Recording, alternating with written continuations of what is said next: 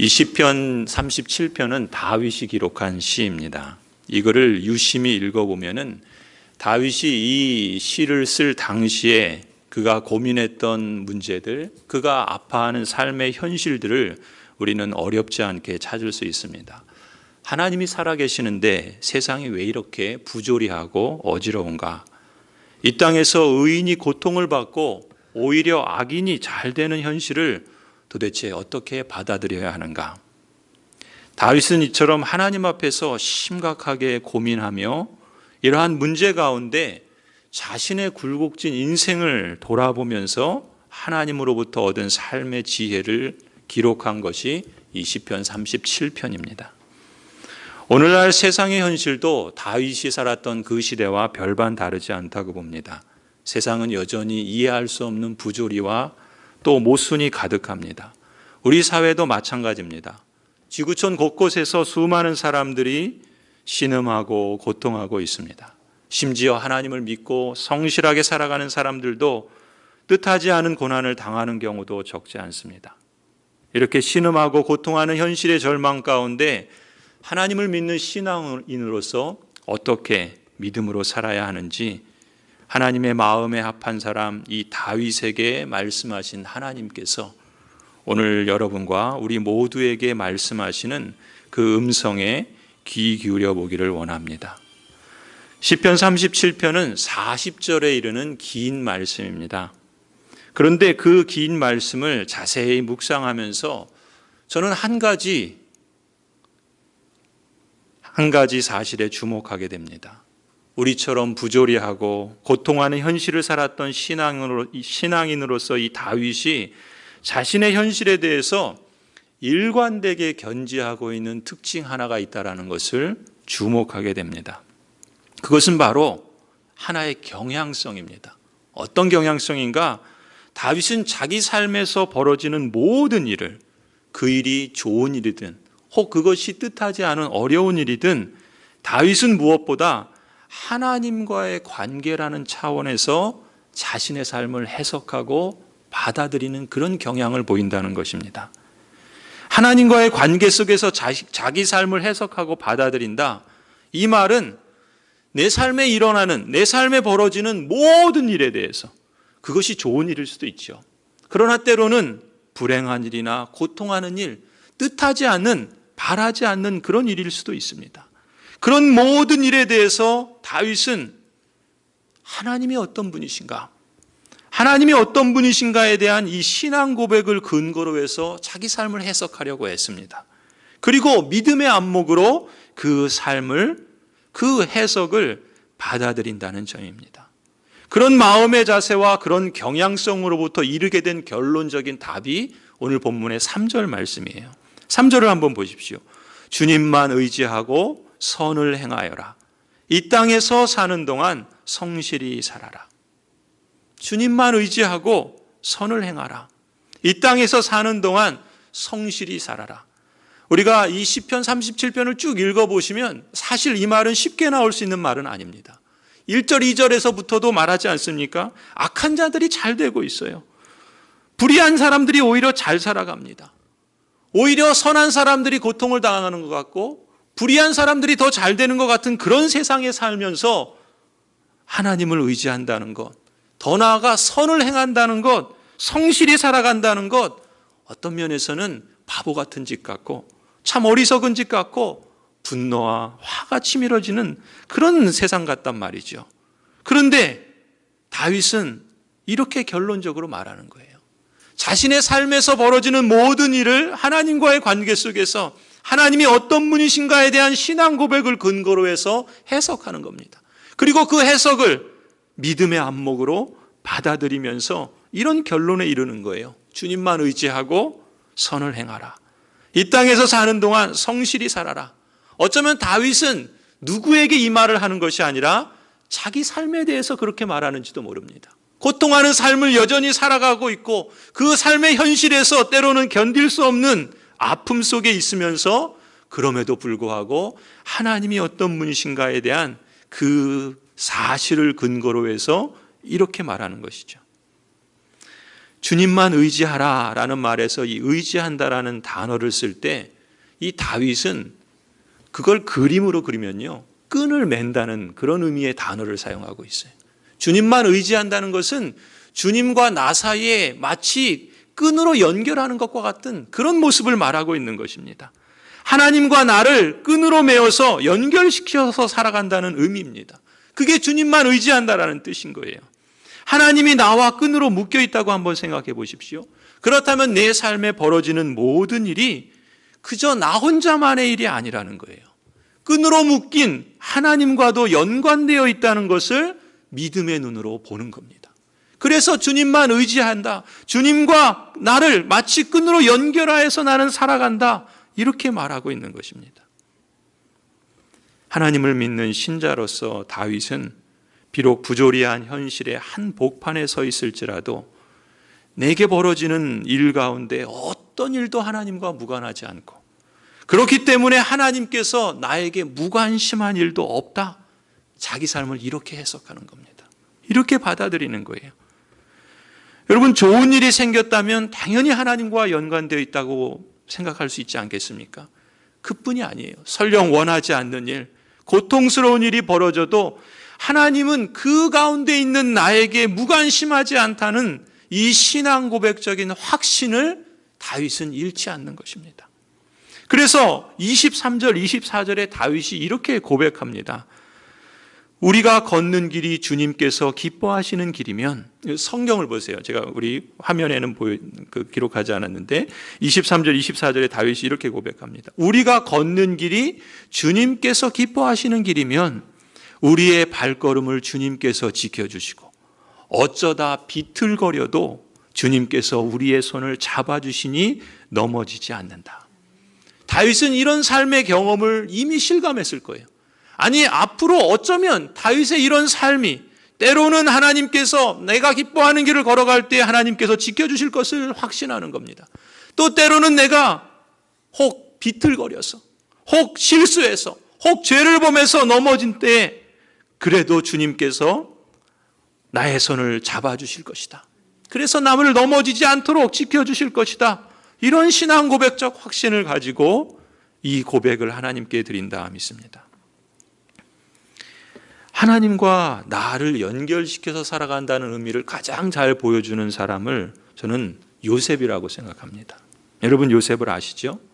요셉은 형들의 시기심 때문에 이집트에 노예로 팔려갑니다. 그의 10대의 삶에 이런 고난이 찾아옵니다. 요즘 10대에 이런 삶이 찾아온다면 어떻게 할까요? 아마 그 삶은 상상할 수 없을 정도로 파괴되겠죠. 그런데 요셉은 오히려 그 고난 속에서 성실히 살아가려고 애를 쓰죠. 그러면 잘 돼야 되잖아요. 근데 오히려 더 누명을 씁니다. 그래서 감옥에 갇히는 그런 신세로 전락하게 돼요. 거의 13년 동안 그의 10대, 20대 그 꽃다운 나이를 참으로 꽃도 피지 못하고 시들은 그런 꽃처럼 말할 수 없는 고생을 하면서 굴곡진 인생을 살아갑니다. 그런데 하나님께서 그 요셉을 그야말로 대반전의 역사를 일으켜 주시지 않습니까? 한 나라, 당시의 가장 큰 제국이라고 할 수 있는 이집트의 총리가 되게 하세요.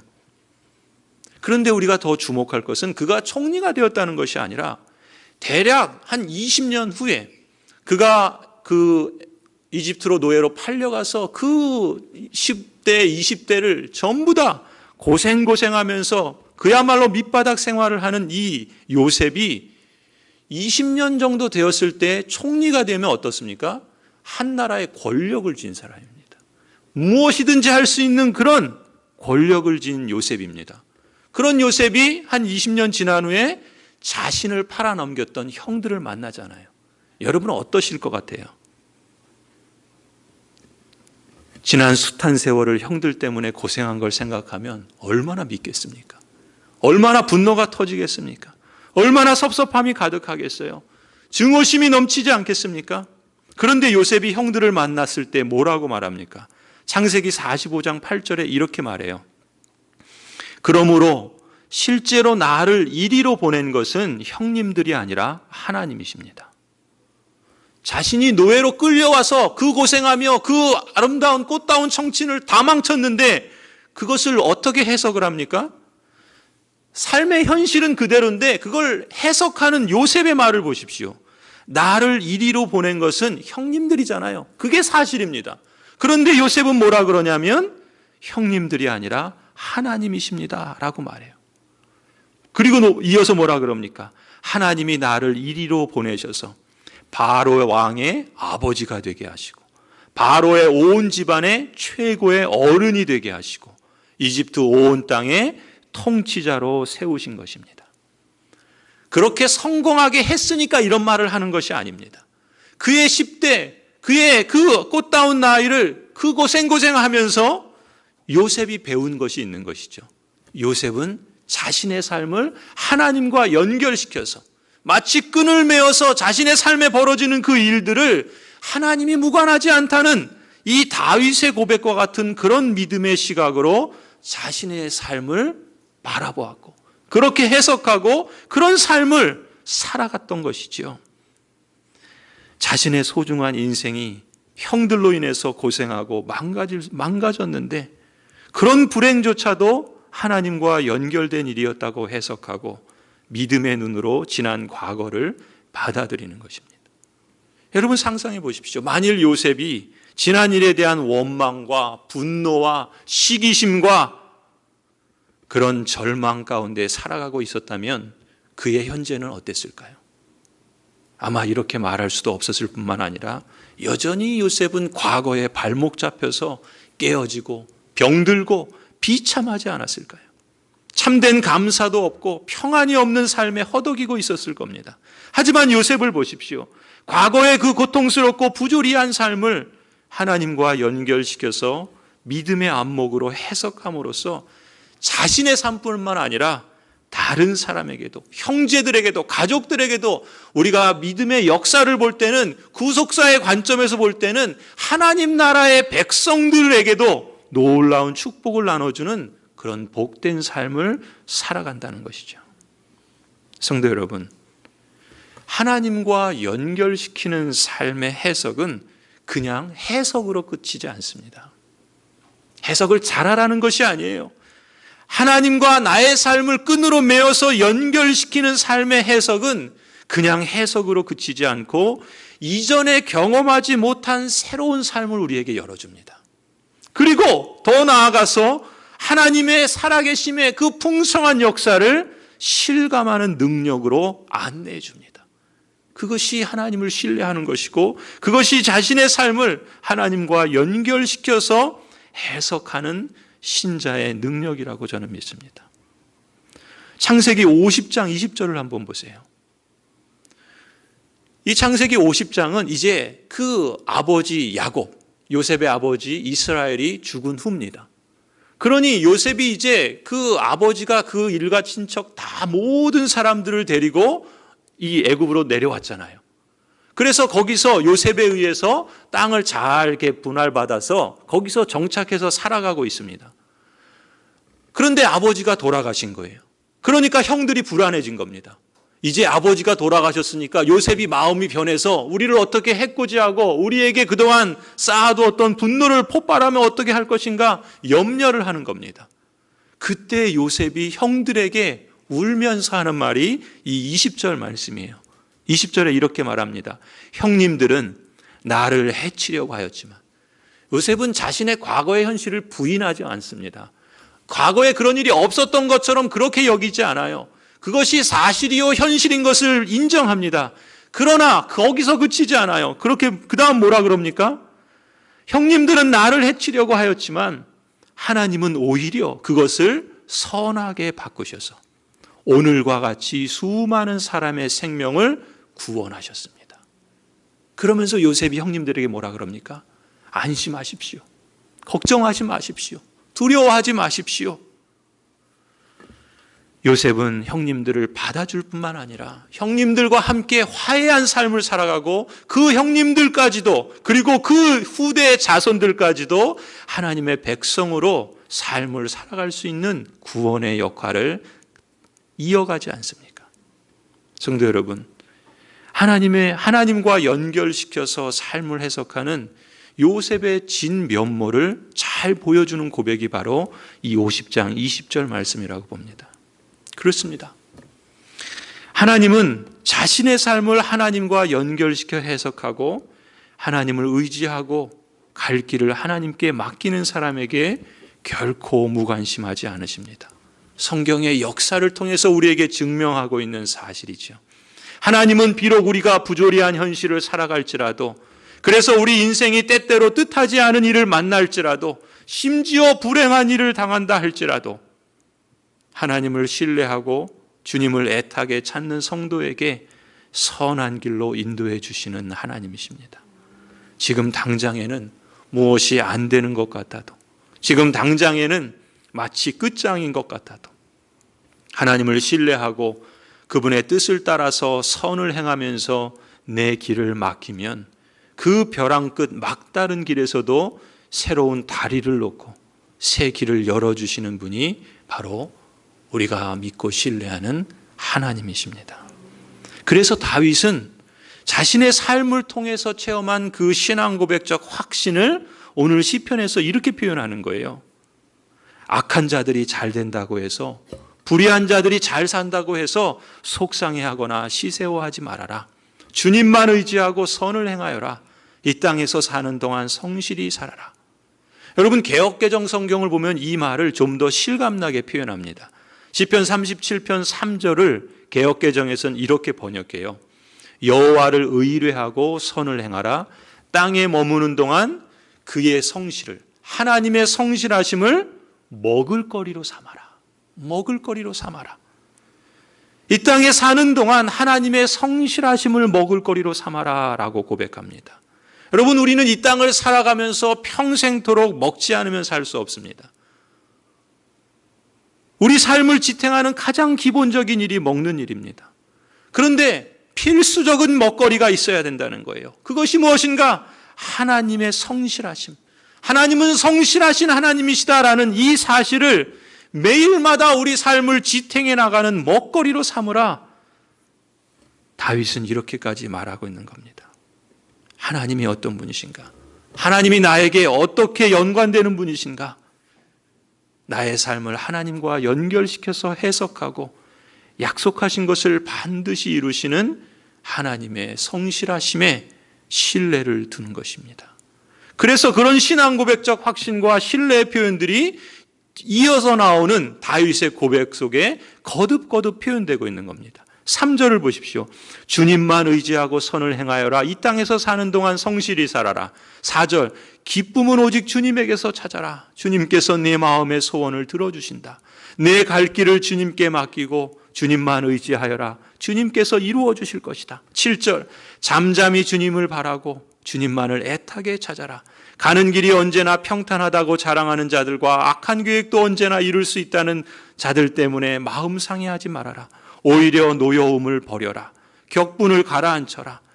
불평하지 말아라. 이런 것들은 오히려 악으로 기울어질 뿐이다. 진실로 악한 자들은 뿌리채 뽑히고 말 것이다. 그러나 주님을 기다리는 사람들은 반드시 땅을 물려받을 것이다. 조금만 더 참아라. 악인은 멸망하고야 만다. 아무리 그 있던 자치를 찾아보아도 그는 이미 없을 것이다.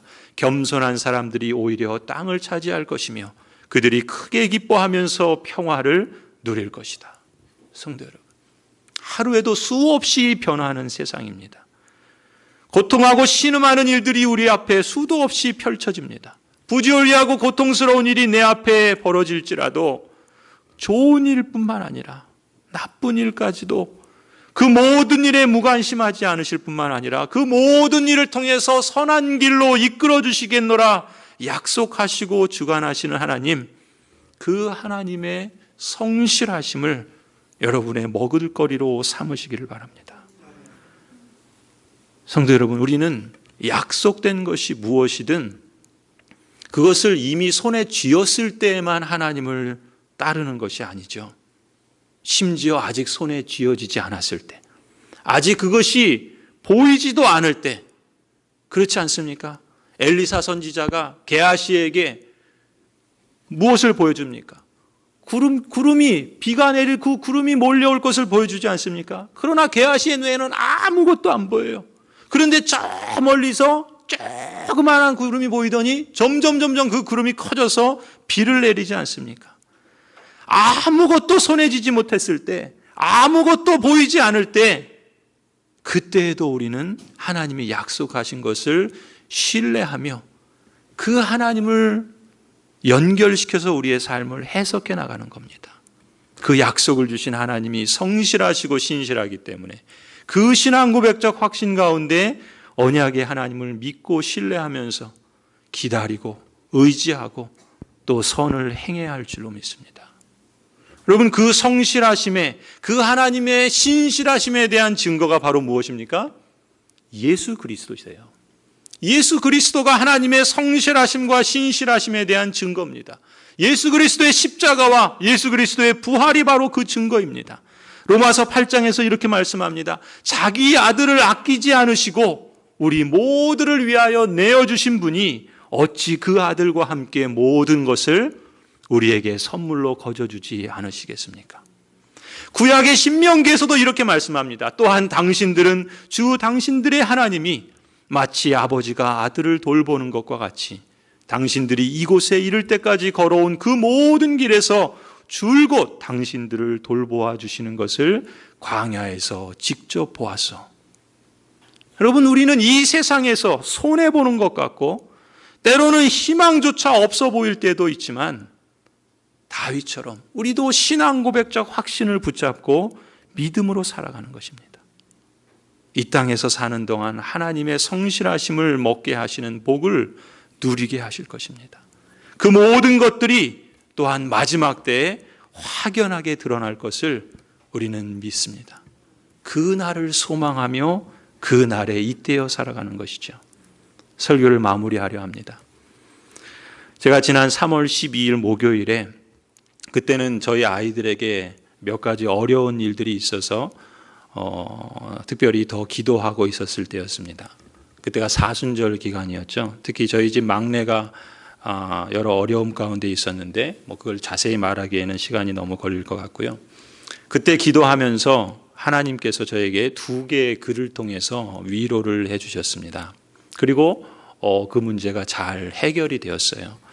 하나는 찬송가 25장입니다. 면류관 가지고 주 앞에 드리세. 사실 이 찬송은 17세기에 독일의 폴 게하르트라는 목사님이 작사한 찬송이라 그래요. 그런데 그 가사가 지금 우리 찬송가 가사하고는 조금 다릅니다. 왜냐하면 존 웨슬리라고 하는 영국의 목사님이 그 찬송을 번역해서 소개한 찬송가 가사는 이런 내용입니다. 1절을 보시면 너의 두려움은 바람에 날려보내라. 소망을 갖고 걱정하지 말라. 하나님은 내 한숨을 들으시고 내 눈물을 헤아리시니 너가 고개를 들게 하시리라. 파도와 구름과 폭풍을 뚫고 하나님이 친절히 내 길을 내시리니 하나님의 때를 기다리라. 이 밤 끝나고 기쁨의 날 곧 오리라. 내 생각보다 높고도 높게 하나님이 경륜이 나타내리라. 하나님이 온전히 이루실 때 내 두려움은 부질없어지리라. 선택과 명령을 하나님의 주권에 맡기라.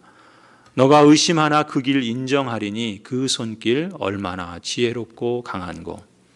제가 그 유튜브에서 이 찬송을 찾아서 이 찬송을 들으면서 그 당시에는 아직 문제가 해결되지 않은 상황이었어요. 그래도 하나님께서 이 말씀을, 이 찬송을 통해서 저에게 큰 위로를 주셨는데, 또 하나의 그 글이 무엇인가? 우리가 사순절 묵상하면서 매일매일 올려드렸던 글 가운데 하나가 저에게 큰 위로가 되었습니다. 이런 구절입니다.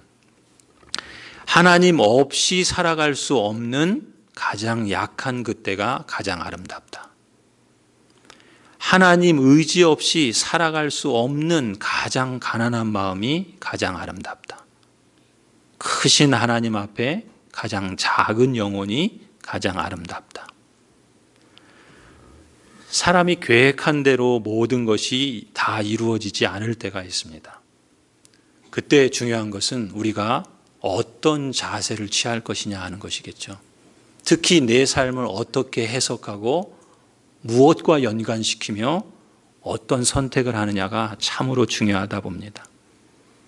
하나님은 자기를 찾는 사람에게 긍휼을 베푸십니다. 그것은 인생의 신비일 뿐만 아니라 사실이고 축복입니다. 성도 여러분, 혹시 여러분 역시 어떤 상처나 고통으로 낙심의 잿더미에 빠져 있습니까? 혹시 실패로 넘어져서 모든 것을 포기해버리고 싶으십니까? 영적으로 심한 가뭄에 시달리고 있습니까?